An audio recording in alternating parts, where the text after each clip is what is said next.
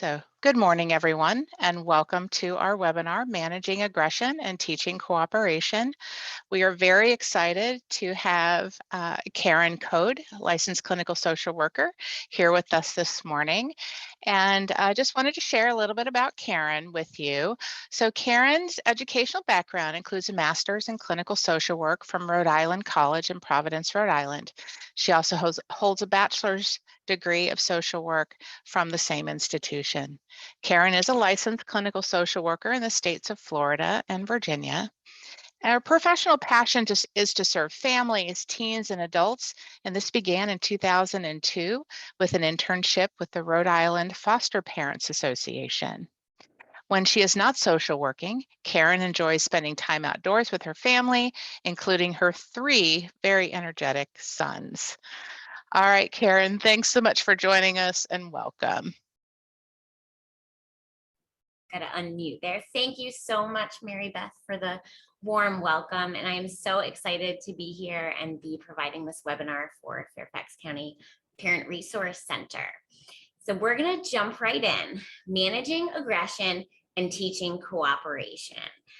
This presentation is taken from the Triple P curriculum, which is the Positive Parenting Program. You may have heard of Triple P in your travels. It is the parenting program that has the largest evidence base in the world. It is used in many different countries and has over 800 scholarly articles and studies written about it, showing its effectiveness. So by all accounts, it is an evidence-based parenting program.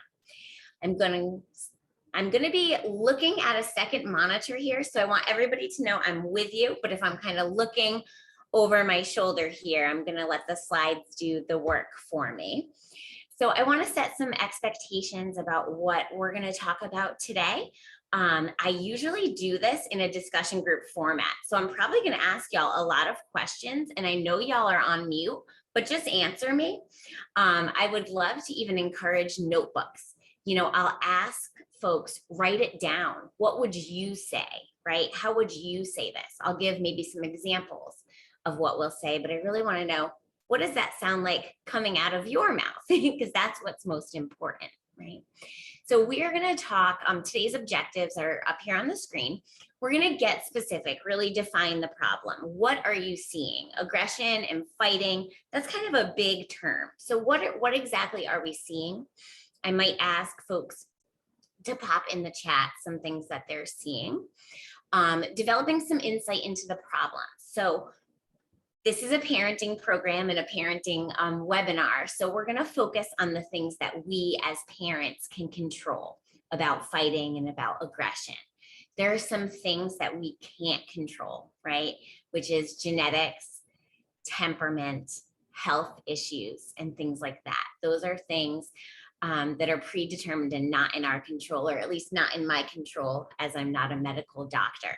So we're going to focus on the parenting. What are some things in the family environment that we can control to prevent, monitor, and manage the issue? So we're going to talk about some reasons kids are aggressive. What are the influences that we can control as parents? And beneath every problem is a skill to encourage. I want everyone to just kind of go away. If that's the only thing you go away with today with, behind every problem is a skill to encourage. So if there's fighting and aggression happening, what skills do we need to encourage here? And we're going to spend a lot of time talking about encouraging those skills in terms of prevention. I'm sure you all have heard the old adage, you know, an ounce of prevention is worth a pound of cure. And that is no different in evidence-based parenting curriculums as well, right? So we spend a lot of time in prevention. And then we'll talk about monitoring our children's behavior, which sounds a little bit weird, but taking some data on our kids can help us solve the problem. So we're going to talk about that, and then we'll get into managing, right? Because when these things do happen, we're going to talk about how to manage them. And hopefully you've received in Mary Beth's email the checklist for managing aggression, managing fighting and not sharing. and managing aggression. We're going to go over those and really have you all put those into your own words, and hopefully implement that. I think a lot of times with parenting webinars and parenting advice and things like that, it's a lot of information, but we don't kind of put it into our own words and put it into, practice for our own families and what that looks like. Also noting that all of these today are suggestions, not prescriptions. You know your family best. You are the agent of change here. And so take what feels like it will work for you and leave the rest. These strategies are just like hats you try on. Not every hat looks good on everybody. So pick the hats that you want and go with that. And I'll just be providing them. Okay. So we are going to start with assessing the issue and defining the problem. And y'all can kind of throw in the chat what you're seeing. But here are some different components and definitions, some specific issues that can come with aggression. So are you seeing arguing, bickering? That's kind of hinting more at the sibling aspect of things. Are you seeing teasing, name calling, rude comments? Is it turn taking? Is it refusing to take turns, not sharing items? Is it excluding other people from a game, etc.? Is it pushing the act of aggression, which is different than maybe hitting, pinching, biting, kicking, or pulling hair, right? Is it lashing out with items? Is it throwing, breaking, or kicking things? And y'all can throw in the chat some of the things that you're seeing. And I would actually love if you have your notebook, if you could write down which ones of these are applicable to my family and how confident do I feel in dealing with this problem. And I'm going to have you re-rate that at the end of the webinar, and hopefully those confidence ratings will have changed. Now, I can't see anyone's faces or hear anyone, but I hope everyone has their notebook and is really starting to define the problem. So let's talk influences that we can control on fighting and aggression. So sometimes we call these parent traps.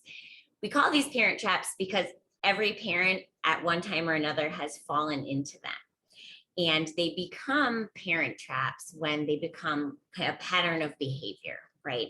We've all probably done all of these things. I know I have, for sure, at one time or another. But when they become a pattern of behavior that affects the family's functioning, that's when we start to call them parent traps. And we say, maybe I need to look more into this.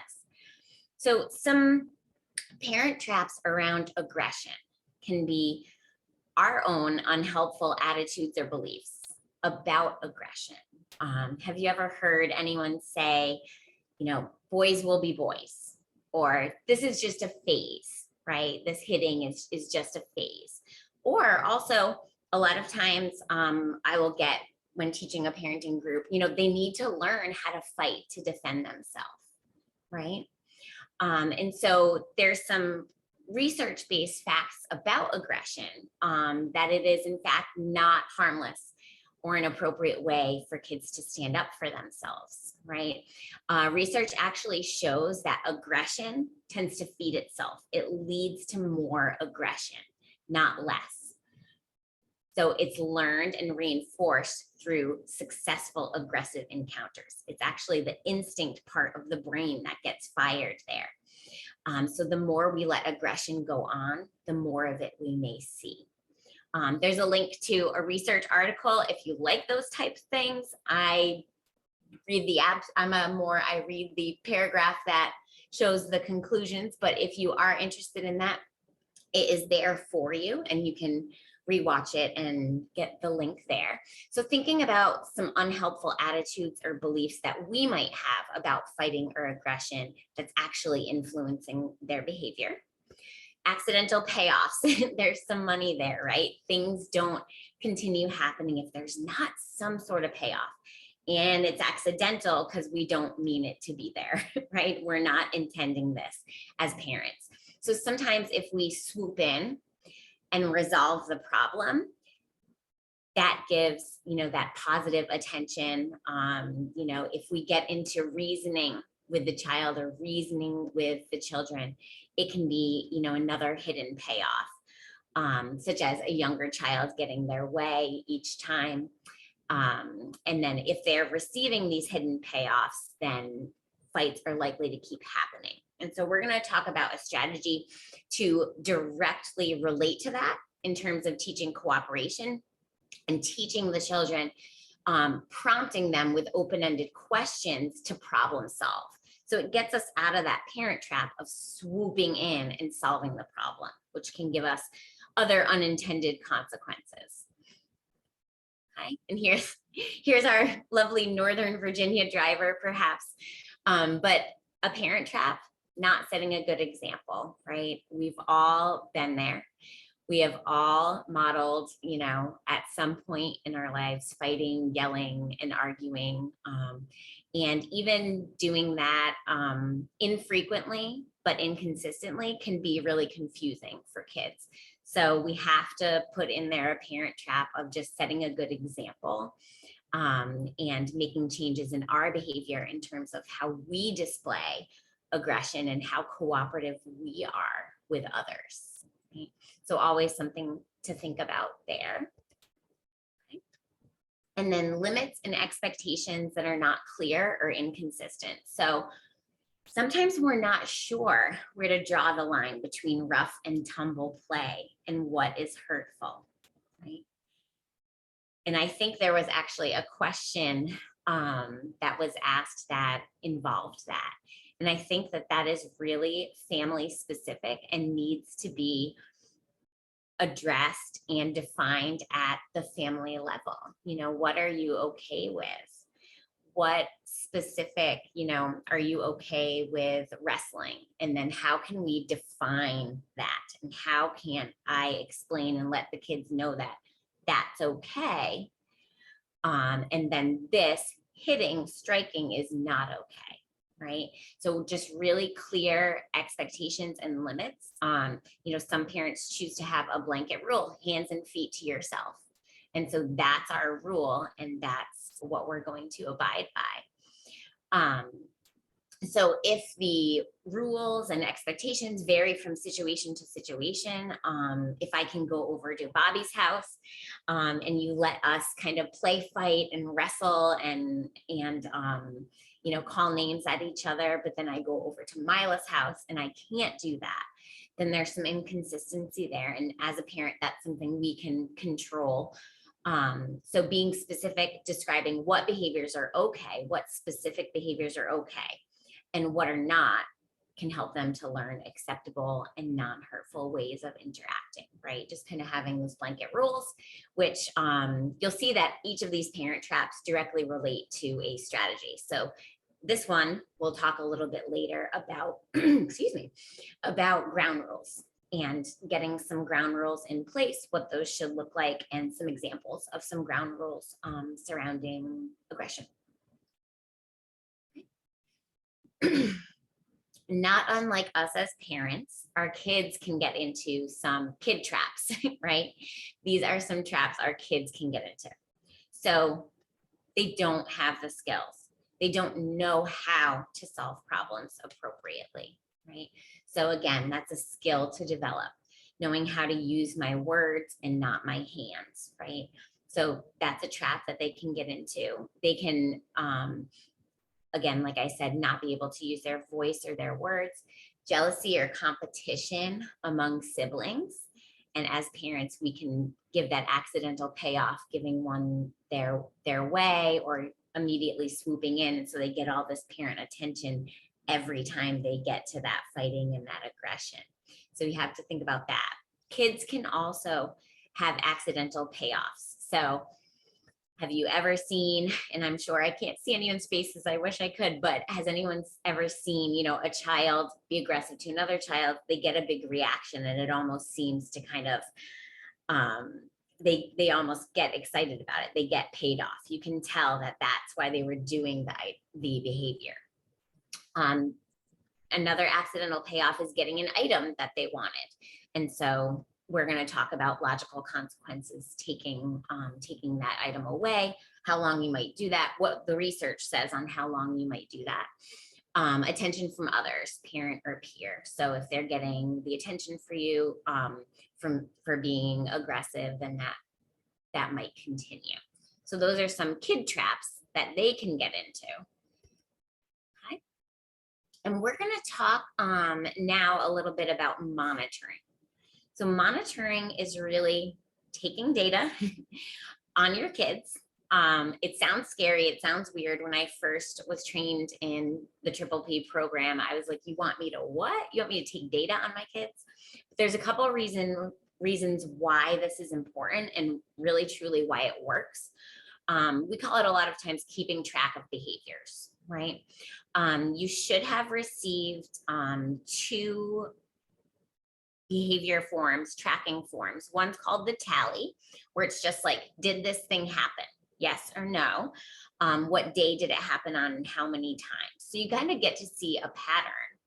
And then the next one is the time sample. So if something's happening, if you want to kind of see when aggression or fighting is more likely to happen, you can do a time sample of your day. And you might notice like, oh my goodness, it's 8:20 to 8:45 every single morning that, that Johnny is hitting his brother. And it doesn't happen, after school. It's just at that time where we're about to leave and get ready, right?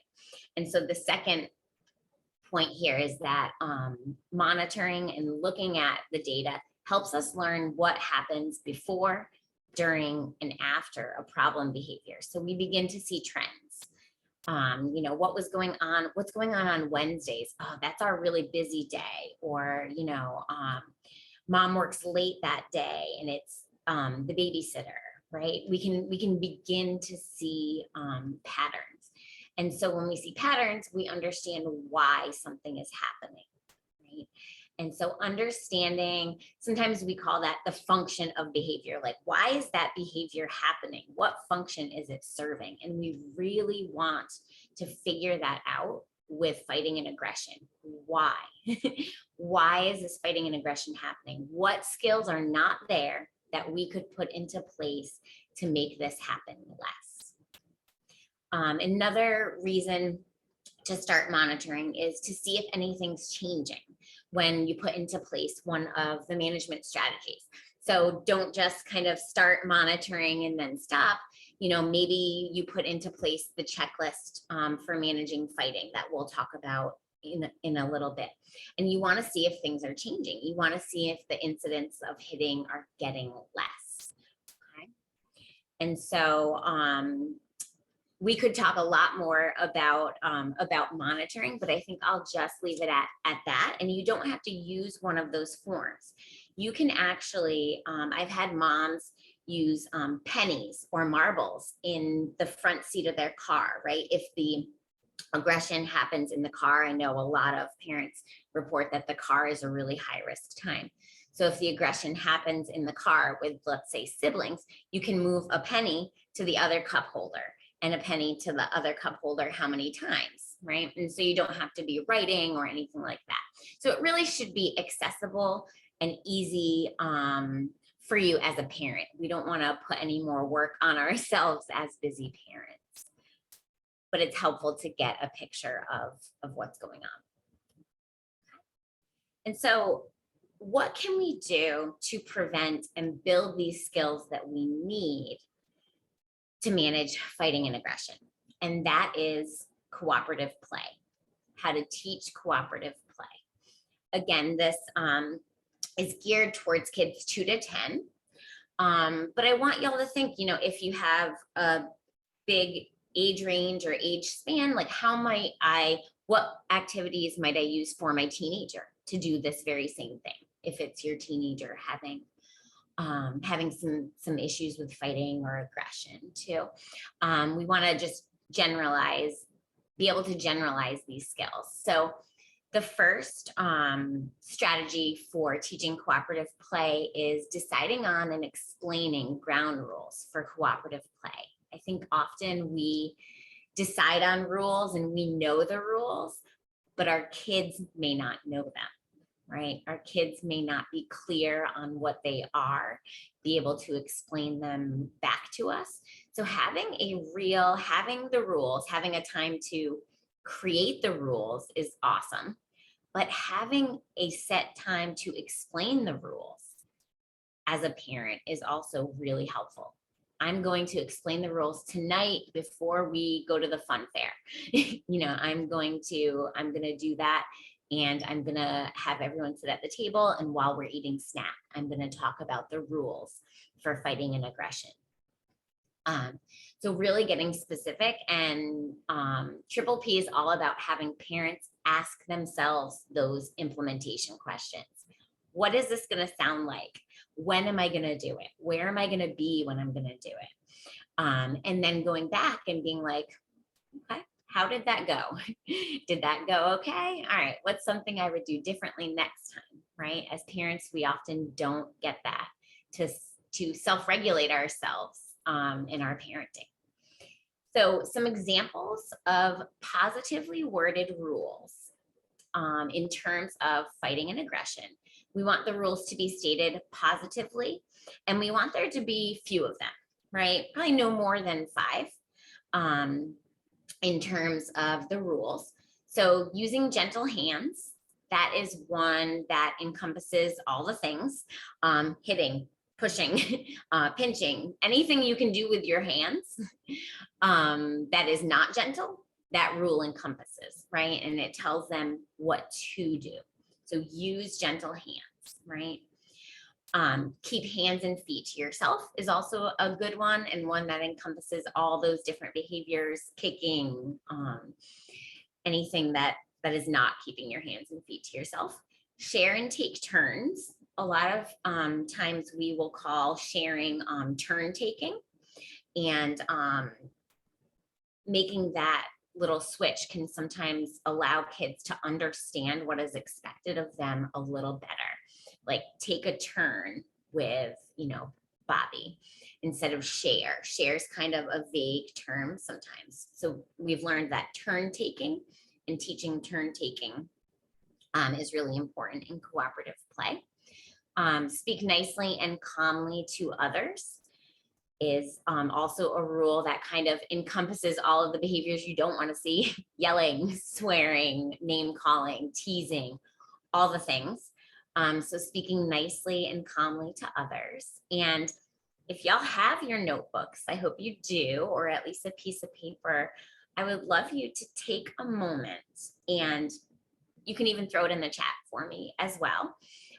What might these be for your family? And when might you explain them? So what, you can use the ones that are listed here, or you can make your own, but for your specific family, what might some of these rules for cooperative play be? And when might you explain them? And I'm just going to take a drink of water, give everybody a minute to kind of marinate on that, and we'll go forth.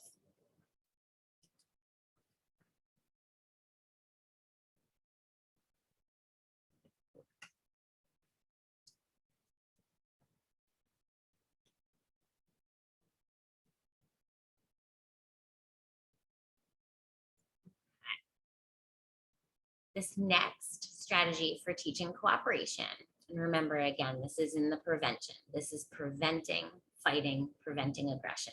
This is working harder, or working smarter, not harder, rather. So we're going to choose specific activities to teach turn taking. So we are actually going to intervene and create opportunities for them to build these skills under your supervision and with your prompting, which we'll talk about next. So some examples of specific activities that kind of inherently teach turn taking: ball games, any kind of sport where you have a ball that you have to pass to someone else and take turns with the ball, like a basketball, like horse game. I don't know if people still play horse. I don't know if that's still a thing. but I remember doing that as a kid. Board games, which I don't think a lot of us play too much anymore, but are wonderful, wonderful for teaching cooperation and turn taking. It's built in there for you. Card games, Uno, War, those different card games, and then computer games with more than one player, right? We have to adapt our parenting strategies to the world that we have in front of us, and computer games are a thing that is happening. And so computer games with more than one player, you can teach cooperation. I want everyone to think about what activities might you choose for your family. And remember, this is a specific, a really pointed, like you are actually going to have time set aside to do this activity with this goal of teaching cooperation in mind. So you are planning this activity and it's really an intervention. So what activities might you choose for your family and when might you start? What are some things that you can utilize with your kids 2 to 10 in terms of teaching cooperation? I'll give everybody just a minute to marinate on what activities they might choose and when they might start.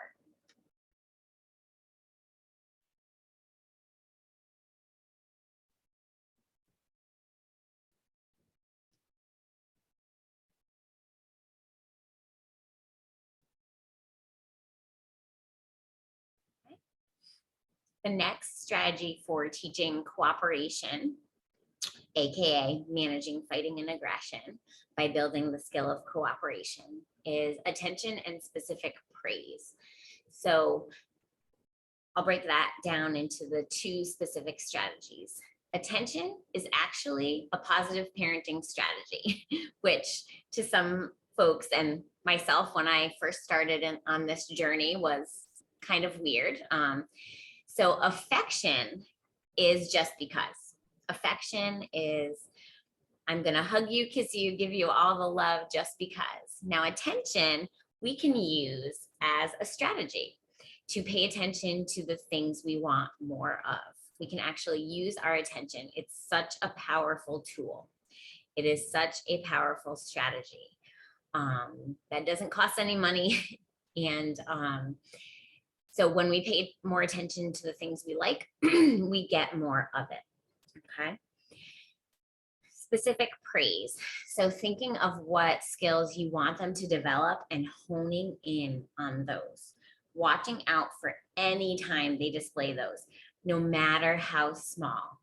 I've worked with a lot of parents over the years, and sometimes, I will hear things like, he never does that, or, we have to start small. So is he, nice to one specific child, or in one specific instance, was he using his gentle hands, right? So for the example here, Zach is a hitter, he hits. So if every time you see him using gentle hands with whatever item, with whatever person, whatever thing, it's your job to hone your attention in on that and give him some specific descriptive praise. So specific and descriptive praise is going to sound like, Zach, you are being so gentle right now with the baby. This is awesome, right? So really, we're changing our scanner. Instead of scanning for the things that we don't want to see, we're scanning and looking for those times when Zach is gentle and uses his gentle hands. And we're going to hone all our attention and all our specific praise to that activity and behavior. And so teaching cooperation continued. I'm going to spend a little more time in this slide because while it's not our job to swoop in and solve every problem, we can step in and help them problem solve. So coaching problem solving for them, right? So we talked earlier about that parent trap of the accidental reward of kind of swooping in and being that fixer. This gets us out of that trap because now we're not going to be the fixer. We're going to be the prompter. We are going to help our children problem solve. And so here's some problem solving prompts to teach children problem solving for themselves, right? Asking what the problem is. Hey guys, what seems to be the problem here, right? That's a question versus you do this, you do that, and you do this, and then mom or dad comes in and is the solver, right? And so prompting each child to identify what they want, right? The key is to have them make this brief, right? To not get engaged in a back and forth here, right? So prompt them to identify, what is the issue, Carrie? Tell me a little bit about what you want, Mary. And then prompt them to identify a compromise. Okay, it sounds like Carrie wants this. Sounds like Mary wants this. What do you guys think? What can we do? So everybody gets a little bit of what they want. Remember, compromise is never perfect, right? Something like that. So you're prompting them to solve the problem, and that will become kind of they will learn the problem solving steps through that. So prompting them to identify a compromise. And then this is the most important piece of prompting problem solving, is prompting them to try out solutions and praising the cooperation. You always want to end on, show me how to do the right thing. Not a huge fan of that word, but I can't think of a better one at the moment. But we want to have them do the right thing and end on that praise. So awesome. Well, why don't you guys try that out and let me know? And they try it out. Let's say that they're successful. Praise. You guys did a great job taking turns with the card game. That was awesome. Now, if they aren't able to come to a solution, that's great too, because we need to prompt them for another one. Like, looks like that one didn't work, guys. What is another one we can come to? We may have to, problem solving is all about coming back to the problem, re-engaging with the problem, and trying to solve it in different ways. So prompting them to try out different solutions and prompting them to really think about what if their solution's working, and if it's not, what's another one. Okay. I want everyone to think, what might they say in your family? Let's say that you have some siblings, or your son or daughter is having a play date. How might you prompt them with the problem solving steps here? What might you say? How might you prompt them in terms of solving this problem?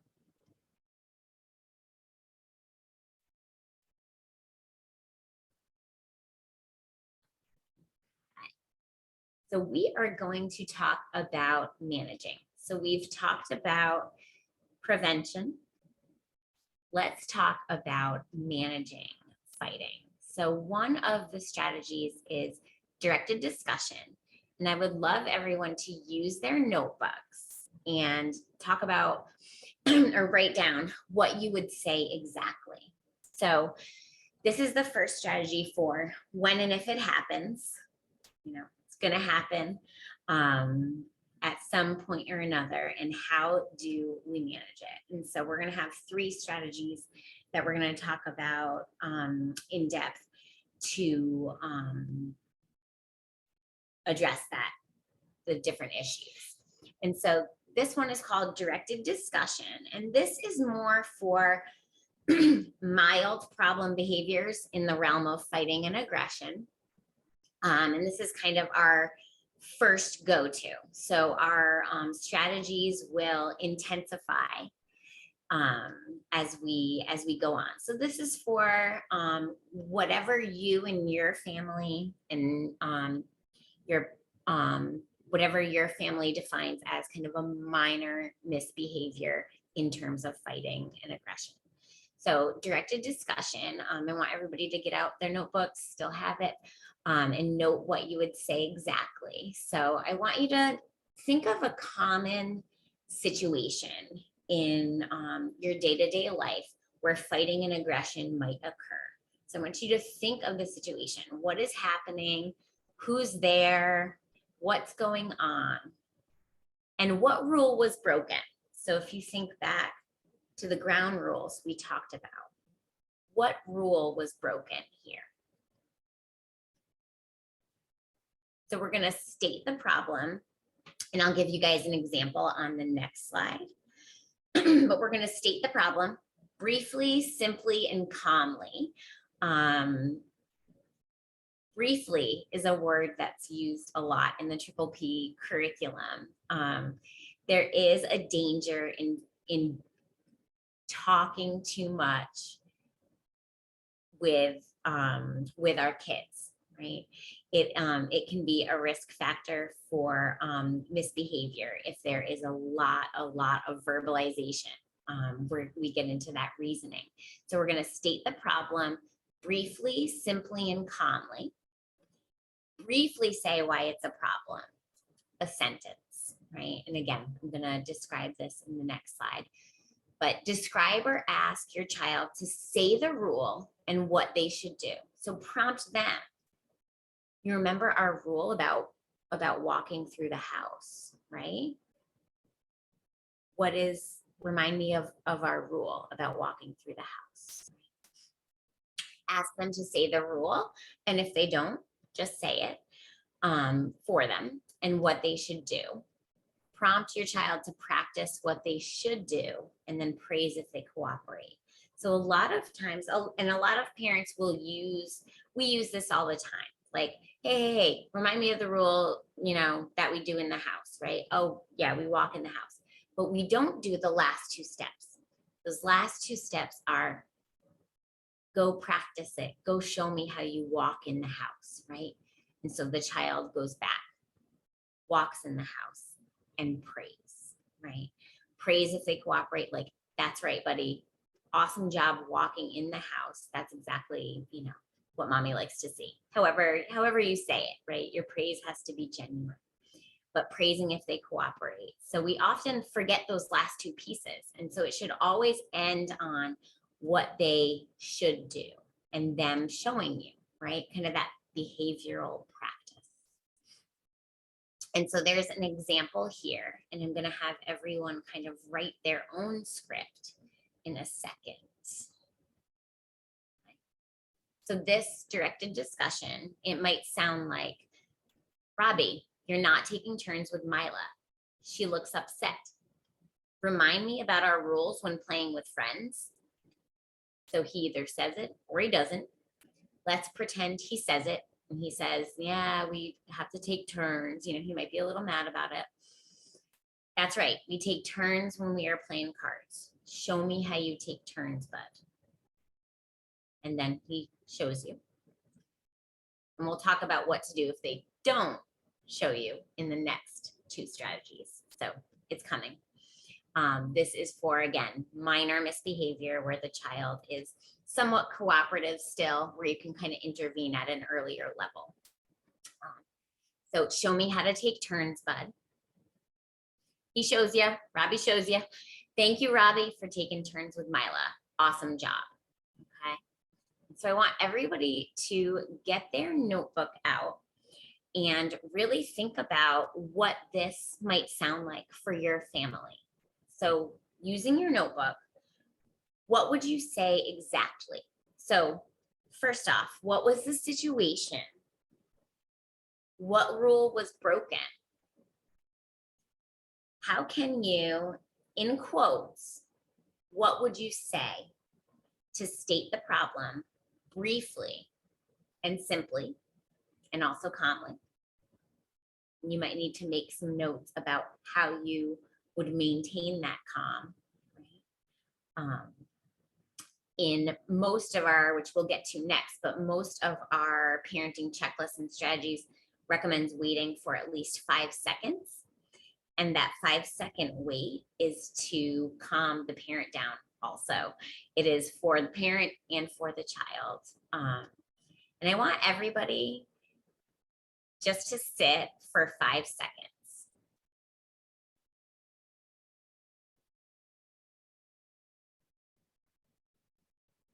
That was 5 seconds.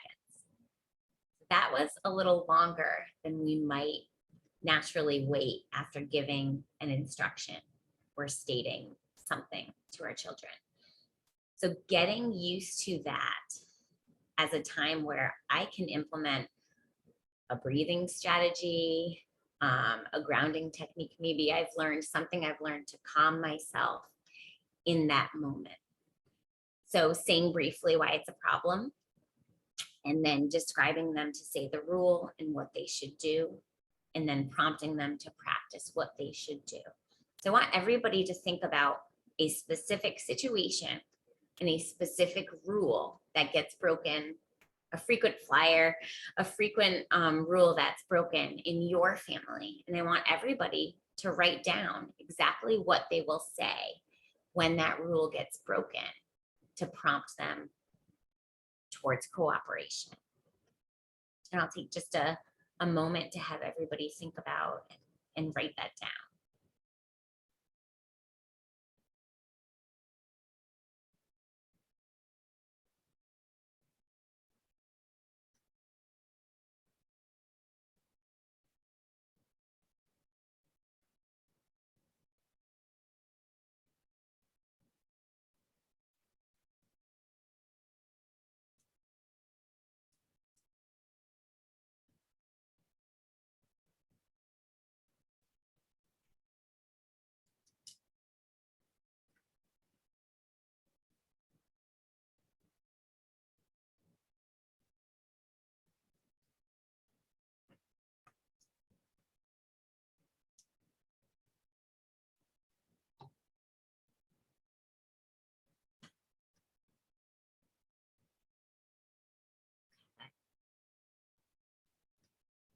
Hopefully everybody has a example in their household of what it would sound like for your family.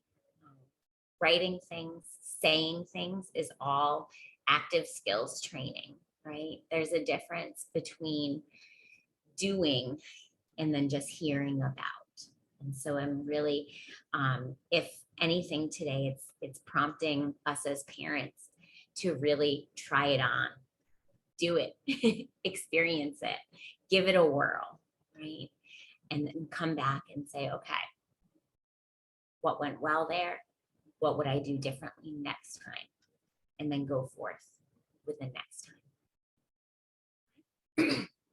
So this slide is the second strategy, which is also the checklist, the first checklist that you may have been, that you were emailed. It's called the checklist for managing fighting or not sharing. And so if everybody could get that out, no fear, if you do not have that, this is actually the checklist right here. So we've got it up here and we're gonna go over it in an example. On the checklist that's provided, you'll see even a step to do it. Like if you wanted to make sure that you were utilizing this every day, there is a checklist that says, like, did I complete all these steps? Did I ask and prompt the children all of these things? And then that's a great way to take some data on yourself and say, oh, I missed that. I forgot to, praise, or I forgot to use planned ignoring. And we'll talk about those things. So feel free to get that out, peruse that as we talk about this. So we're gonna get the child's attention in whatever way that sounds like for you. Hey, Austin, right? Whatever that sounds like. Calmly say what to stop doing, what to do instead. We're gonna wait 5 seconds for cooperation. There is a PPP curriculum called Stepping Stones for children with developmental disabilities and or intellectual disabilities. And that curriculum, the evidence has said to wait 10 seconds. So if you have a child that has even some inattention issues, concentration issues, that 10 seconds might be where you start. That's what research has showed for cooperation. I know us as adults, I don't like someone coming up to me and being like, Karen, do this, Karen, do this, Karen, do this. And they say it multiple times and don't kind of give me time like to do it, right? And so that's sometimes what we can do with our kids. So in whatever way as a parent you can, I count honestly on my thigh. I've had lots of parents say that too. Like I'll do 1, 2, 3, 4, 5, right? And that's how I know, keeping myself honest. I'm waiting 5 seconds for their cooperation, right? Praise them if they do as they ask, right? There's always that. Maybe they won't. And so that's what the next pieces of the checklist are. But there will be times where you say, Austin, stop hitting. Use your gentle hands with the dog. And he does it. And that's when we want to praise. Thank you so much for using your gentle hands with the dog. I love it, love it, love it, right? And maybe even giving some more attention there. Like, how does the dog's coat feel, right? Do you want to play fetch with the dog, right? Giving a lot of attention. If the problem continues, which, as we know, it may, tell them the problem and the logical consequence, right? So logical consequences are consequences that are related to the misbehavior, are reasonable, and are respectful. So a logical consequence may be taking an item that we're fighting over. If the child complains, use planned ignoring. And so we can talk a little bit about planned ignoring as well. I feel like that could be its own separate webinar. But planned ignoring is basically ignoring a minor misbehavior in order to make it go away.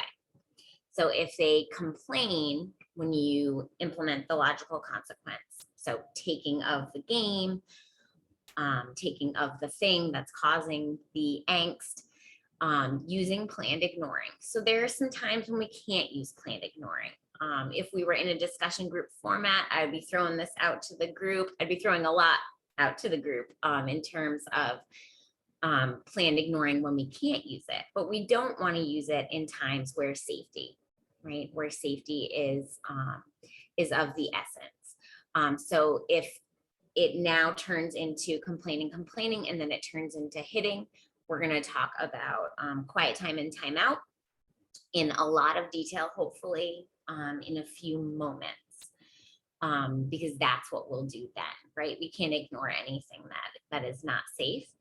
And as a parent, planned ignoring can have what we call a fancy word for things get worse before they get better, is called an extinction burst. So sometimes when we pick a behavior that we're going to start to ignore, the child is going to do it more. Let's say they're making silly faces and they've done it for a while and you've gave it some attention and maybe not ignored. So once you start ignoring, what do you think is going to happen with those faces? Oh, they're just going to get like a lot more animated.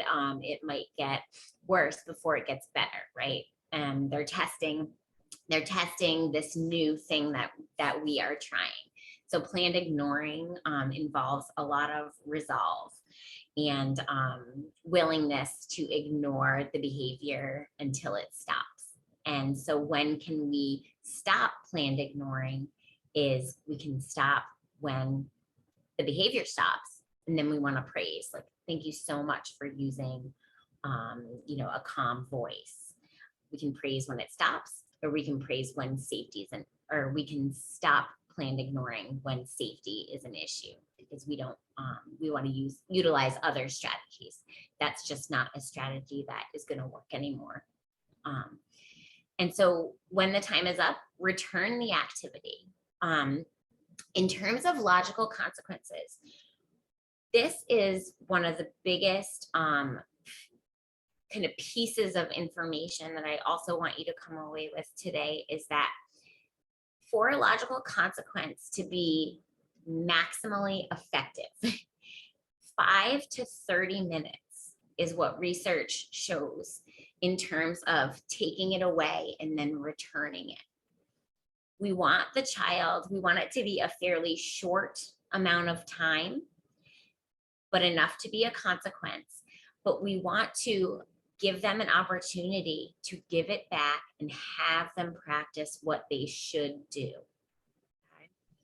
Now, that's not to say that if it continues happening, that we can't take it for longer and take it for longer.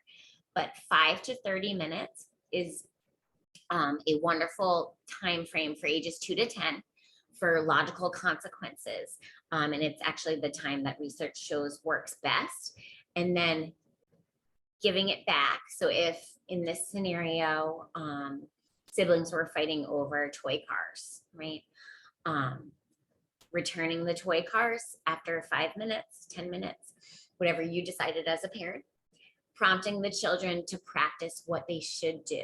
Boy, show me how you play gentle with these cars, right? And let's say they do it, we're going to praise the cooperative play. If they don't do it, let's say they go back and do the same thing that they were doing, right? The fighting continues. Take the item for a longer period of time. So you can take it for as long as you need to, maybe 45 minutes, maybe an hour, right? And then if the fighting continues, you might need to take it for the whole day. That's up to you as a parent if the fighting continues. But generally you'll find that taking it for these short amount of time and doing the prompt to have them practice it the right way will get you the behavior that you want to see. But if it continues, take the item for a longer period or utilize quiet time, timeout. I said the words quiet time and timeout. Those are two strategies that are they are the most intensive strategies in the positive parenting program. And so quiet time and timeout are really, really misunderstood. They're misunderstood strategies because they're actually positive parenting strategies. And I'm going to talk about those in a little more detail next. But we can have those to utilize if the fighting continues. Okay. So again, that's our checklist. And let's look at what that might sound like. Amaya, stop yelling at Avery. Use a kind and calm voice, please. I'm going to wait 5 seconds. 1,000, 2,000. Amaya, you have not stopped yelling. I'm putting the game away for 5 minutes. So imagine we took it. We're utilizing some planned ignoring. She is yelling. She is screaming. She is not happy. Amaya is mad. We're going to planned ignore.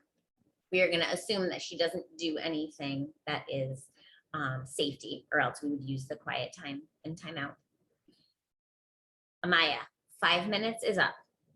Here's your board game back. Please show me how you speak kindly to Avery. Let's say she does. Thank you for speaking so kindly. That's great. Okay. And so I want to know with this checklist, so this is the managing fighting or not sharing. We'll talk about aggression next, right? So they kind of up in intensity. The first strategy was minor misbehavior. Something's happening.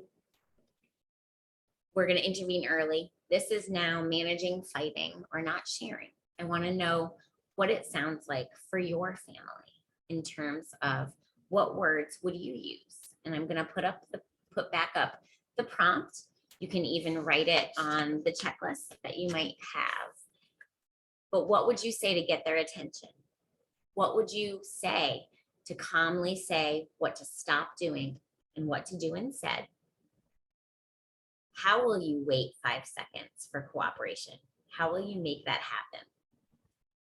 How will you praise them if they do as you ask? If it continues, how will you tell them the problem again? And what consequence would you pick? If they complain, what pep talk are you going to have to give yourself to utilize the planned ignoring? I know I have to give myself a lot of pep talks to utilize that sometimes.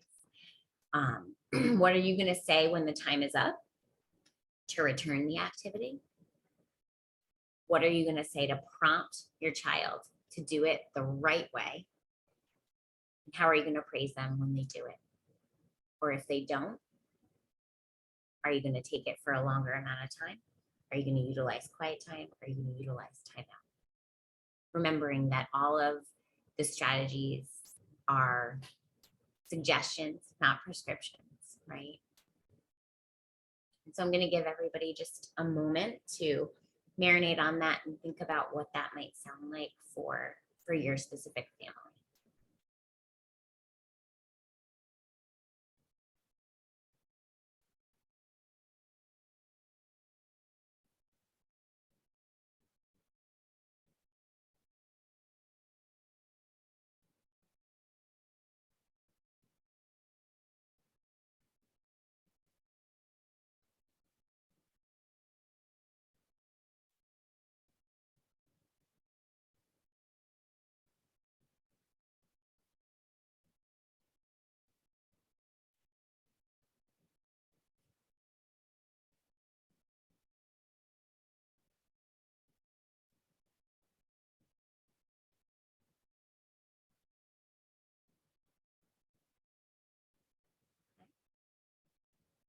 Hopefully everyone has a good idea of how to try on that checklist. So let's talk a little bit about the two strategies. We call it at the top of the pyramid. So in Triple P, there is a pyramid of 17 strategies that we put into place, and the strategies for encouraging good behavior, encouraging new skills and behavior, and encouraging good relationships with parents are all at the bottom. Those are those attachment relationship strategies. They're down there at the bottom. It's like the food pyramid. You want to eat a lot of those. You want to get a lot of those in your life. And then the managing misbehavior strategies are at the top of the pyramid. So in Triple P, quiet time and timeout is actually the top of the pyramid. What is quiet time and what is timeout? Okay. This could also be its own webinar. But quiet time and timeout are actually positive strategies where the goal is not to sit and think about what you've done and problem solve around that. The goal is simply a return to calm. So it really is a self-regulatory strategy that is pre-taught to the child. So most parents who utilize quiet time and timeout might do it in haste or in the moment without having taught the skill. And so in Triple P, quiet time and timeout is explicitly taught. So we might have a 3-year-old put Mickey in timeout, right? In order to teach. We want to teach the skill. Because really as adults, don't we need that skill? Like, I just need a moment, right? How often have you heard someone say that? That's what they're doing. They're returning to calm. They're taking a quiet time. They're taking a timeout. And so we really, really want to foster the skill, and we want to teach it in the not hot moments, right? So we want them to know exactly where they're going to go for quiet time and timeout, which should be a safe space. It should be a space that, you know, has plenty of air, all of the things. And quiet time is actually at the edge of the activity. So quiet time, sometimes we call timeout light, kind of the precursor to timeout. So it allows you, you know, like us adults in the moment, if we're in a meeting, we might say, I need a moment. I'm going to take a moment for myself here in this environment. Then there might be times where we need to take a moment outside the environment. I'm going to run to the bathroom, right? That's our timeout. So this gets a little technical here, but I feel like it's so important for parents to know why quiet time and timeout are actually positive strategies, and how we can actually implement it in a way where it works. So the full name for quiet time is non-exclusionary timeout from positive reinforcement. What does that mean? It just means that it is within the environment. We are not excluding them from anything. It's within the environment, an opportunity to self-regulate and return to calm. Timeout, the original name for timeout is timeout from positive reinforcement. So what does that mean? What that means is that the time in, all of the other time, has to be super reinforcing, super safe, and positive for timeout to work. Because it's time out from that reinforcement, right? It's time out from the environment that you love, the environment that's safe, the environment that's reinforcing and positive. So if you remember one thing about quiet time and timeout, it's that the time in has to be super reinforcing for it to work, because it's a strategy about taking the child out of the environment that's reinforcing to let them know that they need to self-regulate. If you are a fan of research articles, this one is probably by far my favorite in terms of quiet time and timeout. And it talks about it from the perspective of child mental health. So is quiet time and timeout, are they good for child mental health? Attachment, oh, I spelled that wrong. Attachment and trauma. So talking about the idea of quiet time and timeout as an actual positive parenting strategy to return to calm versus an exclusionary strategy. So there's a lot there in terms of quiet time and timeout, but always remember that you don't have to use every strategy that's here. If you want to use logical consequence, you absolutely can.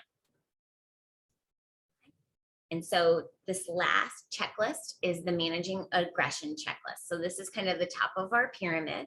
You have been emailed the managing aggression checklist.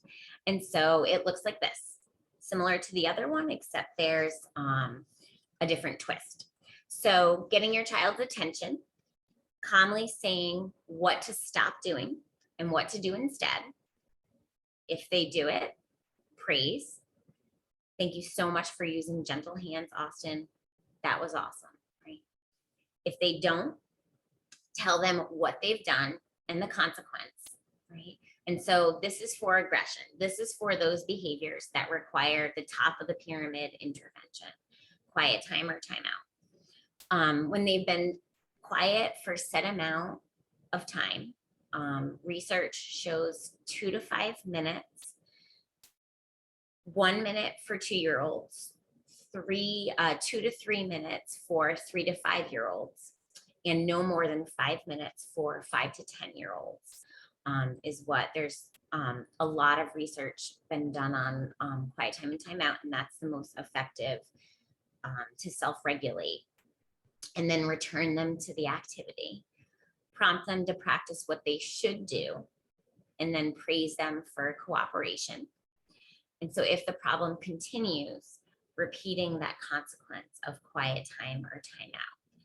And there is, timeout and quiet time start when the quiet starts. So I think for folks that are experiencing some significant aggression and significant yelling and calling out when things like that are happening, this is a real commitment.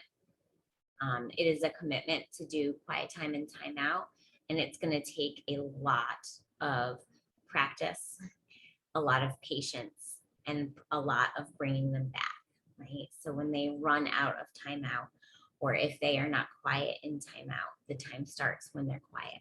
So if they run out, you can bring them back with as little attention as possible. Bring them back and bring them back and bring them back. So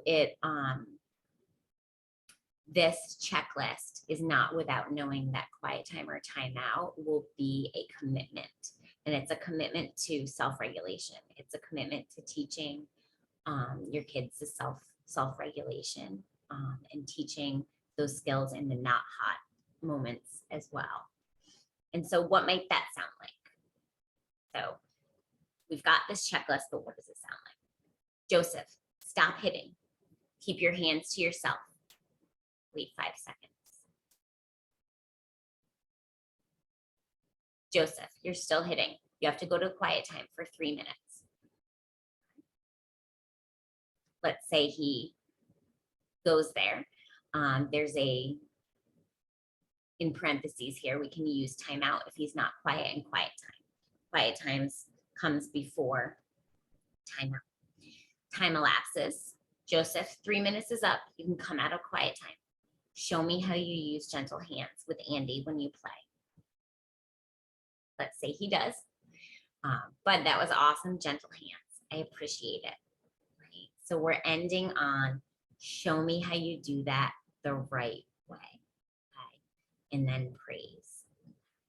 And a lot of times as parents, I think we forget about that extra piece, right? We just kind of let them go back into the environment after the consequence is done.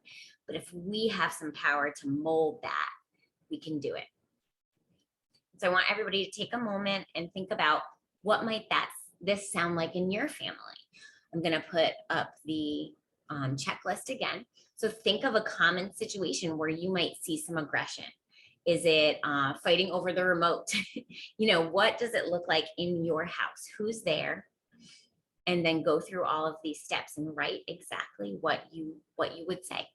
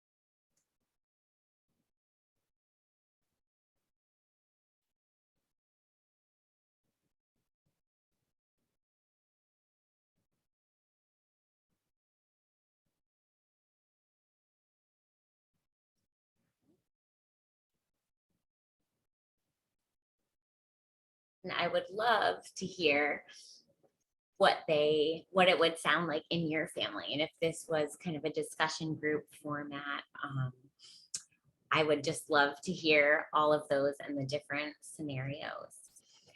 Some key takeaways, and then I think Mary Beth has some questions, and there might be some in the chat. I can't look at the chat right now because I'm sharing right there. But some key takeaways: making sure the rules for cooperative play are clearly defined and known. Stating those positively and having those out and about as known, consistent, specific rules for how we play with others and how we get along with others. Praise and attention for even the littlest of cooperative play, in terms of if you're trying to change the behavior of fighting and aggression, praise and attention towards any behavior that is pro-social, any behavior that is helpful, kind, cooperative. We also want to coach problem solving with prompts that gets us out of those parent traps, those traps of I'm going to swoop in and solve it, and this is what they're used to, and then they get my attention, and we get, you know, into reasoning, but I'm going to coach them and I'm going to prompt them. So looking back at those prompts, how can you prompt them? How can you prompt them to be their own problem solvers? Using logical consequences if children don't share or take turns. We talked a little about the time range for that. That's recommended, that really truly works to shape behavior. Telling your child what to stop doing and what to do instead is really a skill. I remember being in a store with my then 4-year-old son, and I kept saying, stop touching that, stop touching that. And I was like, wait a minute, look with your eyes. And then, so it's hard to make that switch. So telling them what to stop doing, what do I want to see instead, right?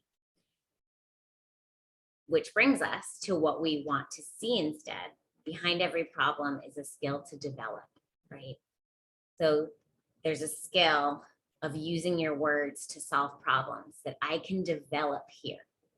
There's a skill of keeping my hands and feet to myself that I can develop here. And when we see it as a skill to develop, it's really that growth mindset way of seeing something, right? Not as this is a perpetual unsolvable problem, possibly even something that I can't even fix, but I now have a skill that I can encourage. Being consistent, and then most importantly, or very importantly, always returning them to the activity, to practice doing it the right way. So a lot of these things we may already do, but after the logical consequence, after they're out of quiet time, after they're out of timeout, after you give the thing back, show me how you play with this with gentle hands, right? That's right, bud, right? Give them some prompts to do that instead of kind of just giving it back.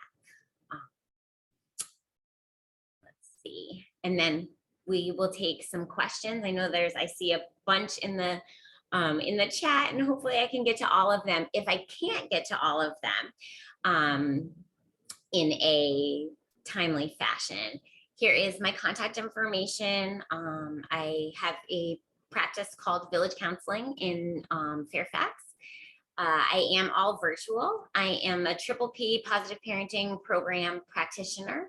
I'm trained, there's multiple levels of the program. So for folks who might need just a topic or two, there are programs for that. And I specialize in parenting, anxiety, and OCD.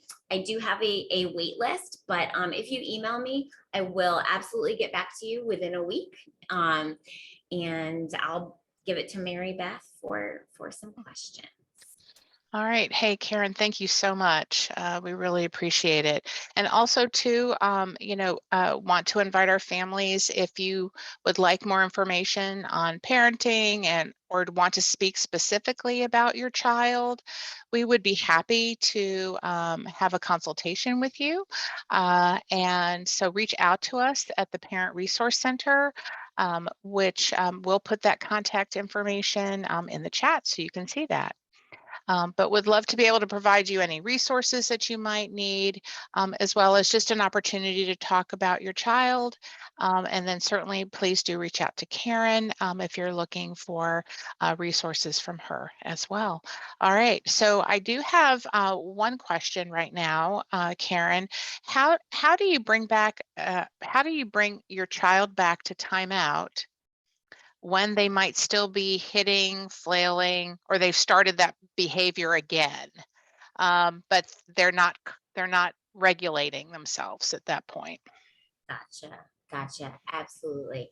I think that is probably one of the most difficult pieces with quiet time and time out, is how to get it as a solidified skill, how to really truly get them to self-regulate. And so that teaching really comes in those not hot moments, right?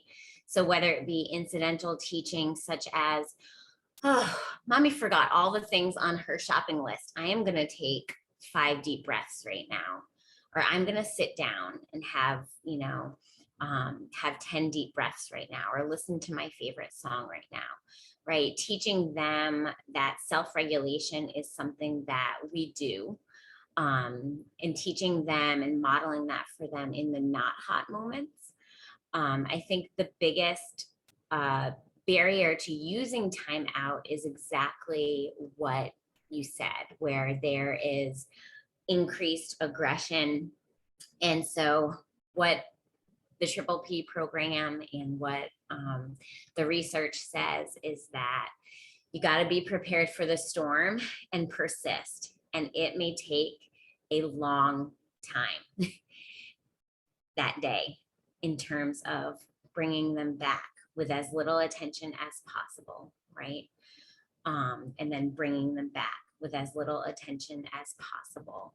In terms of older children who may be hitting, timeout is only indicated for up to age 10. So when children get older, that's a whole nother set of skills, and teaching that self-regulation. So really the advice there is keep bringing them back, and teach in the not hot moments. Teach that self-regulation, model it. All right, thank you. But I think as a follow-up, the parent has said, but how do you literally move the child to timeout when they are physically out of control? Do you wait till they're more in control? Do you, again, that's a tough, that's a tough place to be when your child is so out of control, and we want them to be able to regulate at that time. Absolutely.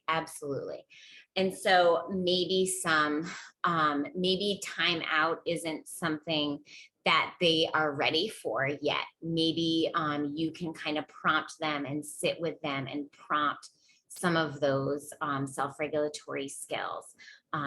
Match my breathing. You can match my breathing. I'm going to show you how to breathe, right?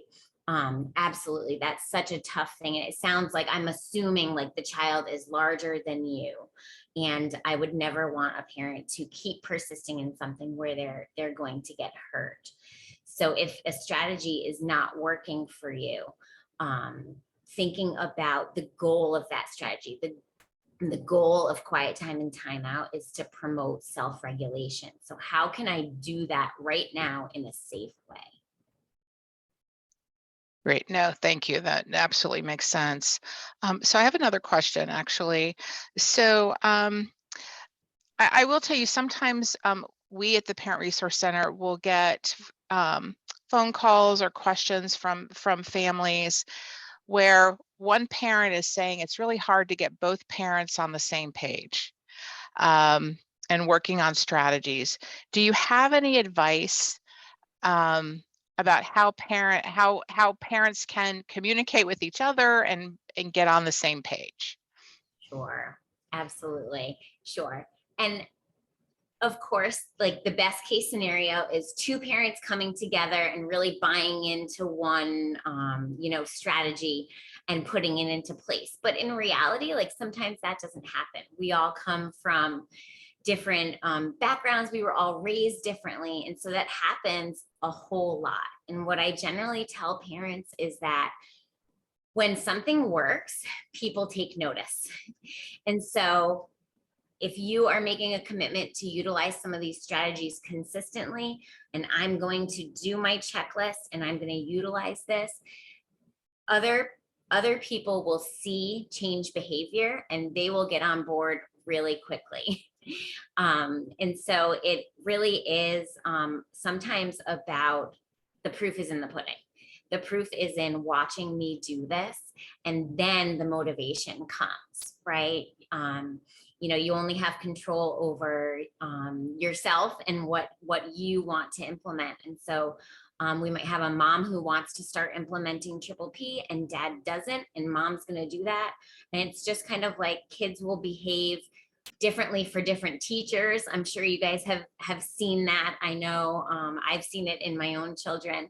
And so they will, if you use these skills consistently, you'll see some difference. The spouse generally takes notice and says, what are you doing over there? And that's when you want to get in, right? You can't get buy-in without someone being engaged and wanting to do that. So I always tell parents, go forth, put them into practice, see some results, and then the rest will follow. That's terrific. That's great advice. So we have another question. A family member here is trying to really work with their teen. So she said, we praise our son, but sometimes he doesn't appear he hears us.